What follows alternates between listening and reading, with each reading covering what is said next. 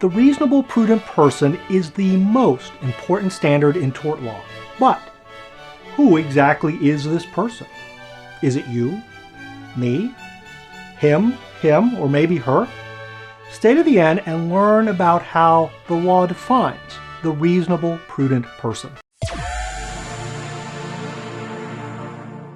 Hello, Lawlings. This is Professor Bo Baez. Today we examine negligence, the most common tort in common law countries. To establish that someone is negligent, the law generally uses the reasonable prudent person standard of care. First, I will provide you some background for the standard, and then I will explain it using real cases and examples. Make sure to stay to the end for the bonus law fact, where you can learn about the time when people not convicted of a crime were nonetheless killed for remaining silent. Tort law is comprised of three types of torts: intentional, strict liability, and negligence. The first element in a negligence action is duty, which requires the defendant to adhere to a specific standard of care. Though there are several standards that can apply to establish duty, the default and most common standard is that of the reasonable prudent person. The history behind this standard goes all the way back to 1850 and the landmark case, Brown v. Kendall. Prior to 1850, tort liability was established through the writ of trespass, which only required some voluntary action by the defendant. But the Massachusetts High Court rejected the writ of trespass, creating two torts, one based on intent and the other based on fault. The fault-based tort is what we now call negligence. In that case, Brown v. Kendall, one man was trying to separate two dogs who were fighting. So he picked up a large stick, and while lifting it over his head, he quite accidentally hit the other man right behind him, causing that man severe harm. The court held that the defendant was liable only if he failed to exercise ordinary care, or what today we now call reasonable care. The court then explained that ordinary care, quote, means that kind and degree of care which prudent and cautious men would use, such as is required by the exigency of the case, and such as is necessary to guard against probable danger, unquote. Since that time, courts have further explained what they mean by prudent and cautious men, or again, what today we would call the reasonably prudent person. First and foremost, the reasonable prudent person is a fictional person, completely hypothetical. There is no person that always adheres to reasonable conduct in all that they do. That's impossible. The standard is also objective, in the sense that we aren't concerned with what the defendant actually knew, but rather what they should have known. The reasonable person is deemed to be an adult member of the community where the tort occurred, with the average knowledge of a person from that community. For example, a city person visiting the country will be deemed to know that you don't walk behind a horse because the horse might kick you. In a case from 100 years ago, a woman from Madrid, Spain was visiting Boston. At the time, coal companies delivered coal to the front of homes, where holes were located to move the coal down into the basements. This Spanish woman had no idea that coal holes existed and fell into one. The court found that the homeowner acted reasonably because the typical Bostonian from that time was aware of coal holes, and it was irrelevant that the Spanish woman was completely unaware of them. Though the standard is objective, there are times when some subjective criteria are considered.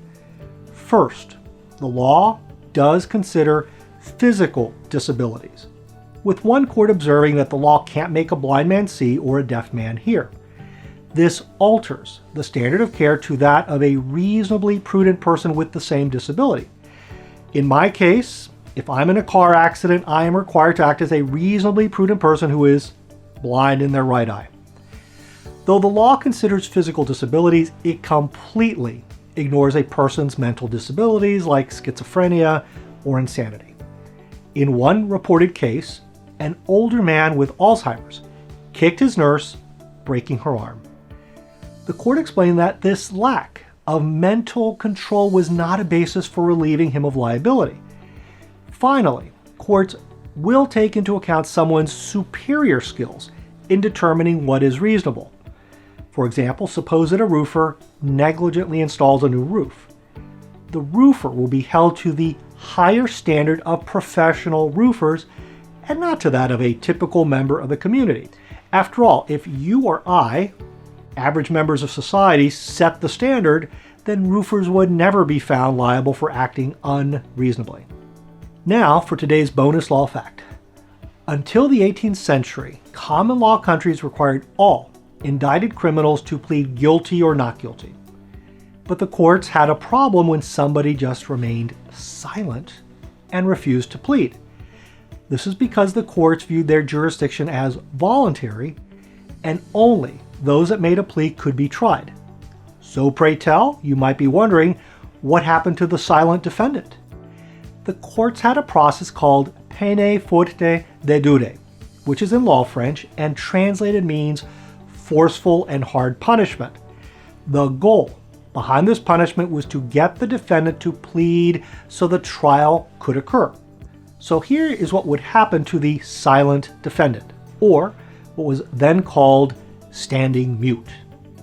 Out in the open where they could be seen by the public, they were strapped to the ground, face up, naked except for a cloth to protect their private parts, and their arms and legs extended in all four directions so that they could not move. A heavy rock was then placed on their chest with the hope that they would plead guilty or not guilty. More rocks were then placed on their chest until they pled or they died. The most famous case of crushing involved the Roman Catholic saint Margaret Clitheroe, who died within 15 minutes after 700 pounds, 318 kilograms, were placed on her. In some cases, it is reported that the crowds would take pity on the victims and would sit on the rocks to hasten their deaths. In addition to the cases from the United Kingdom, there is one reported case of pressing from the American colonies. You may be wondering, why wouldn't somebody just plea? This is because these defendants were charged with crimes that would result in them losing all their property if found guilty, and they were in fact guilty. In St. Margaret Clitheroe's case, she was in fact harboring Roman Catholic priests in her home, which was treason at that time. By choosing death by pressing, heirs would get an inheritance because the defendant was never found guilty of the act that they in fact committed. New videos every other Wednesday. If you like this video, please like and share it, and then hit the subscribe and bell button so you can become a better student and a better lawyer.